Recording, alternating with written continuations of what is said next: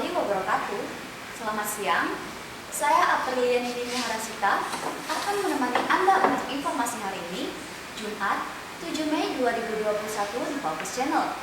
Berikut informasi yang sudah kami rangkum untuk Anda.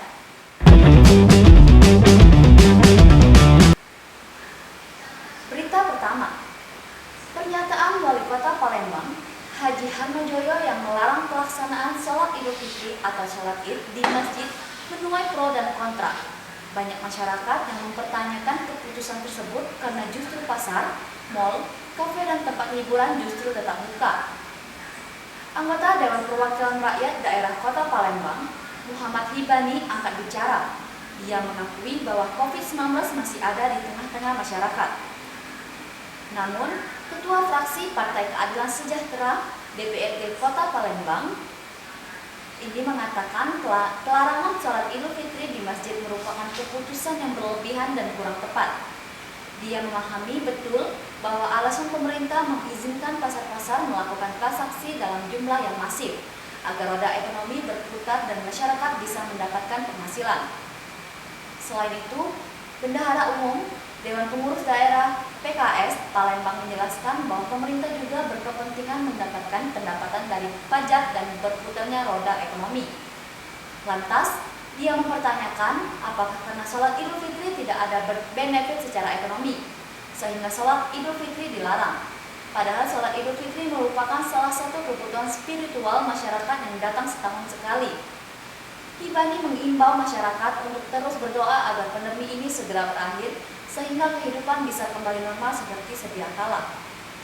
Sementara itu, terpisah, Pemkab Prabu Muli tidak melarang alias memperbolehkan warga untuk melaksanakan sholat Idul Fitri 1442 Hijriah di masjid. Berita kedua, pemerintah pusat maupun pemerintah daerah resmi melarang mudik lebaran. Masyarakat diminta untuk merayakan lebaran di rumah saja. Bahkan tradisi sanjo atau silaturahmi ke rumah-rumah dianjurkan melalui virtual saja.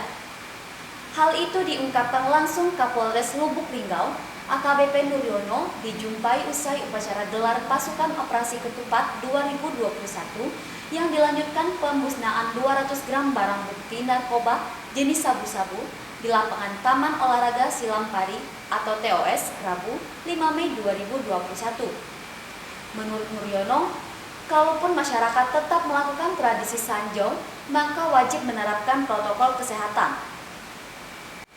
Sementara itu, Wali Kota Lubuk Linggau, Haji SN Pranaputra Sohem menegaskan bahwa untuk mencegah terus meningkatnya COVID-19 di Kota Lubuk Linggau, pihaknya menghimbau masyarakat untuk tidak mudik. Selain itu, sejumlah lokasi objek wisata di Lubuk Linggau ditutup sementara hingga wabah COVID berakhir. Informasi tadi sekaligus menutup perjumpaan kita pada hari ini. Terus nantikan informasi terbaru yang akan kami sajikan untuk Anda. Saya Aprilia Nidini Harasita mohon undur diri. Terima kasih. Wassalamualaikum warahmatullahi wabarakatuh.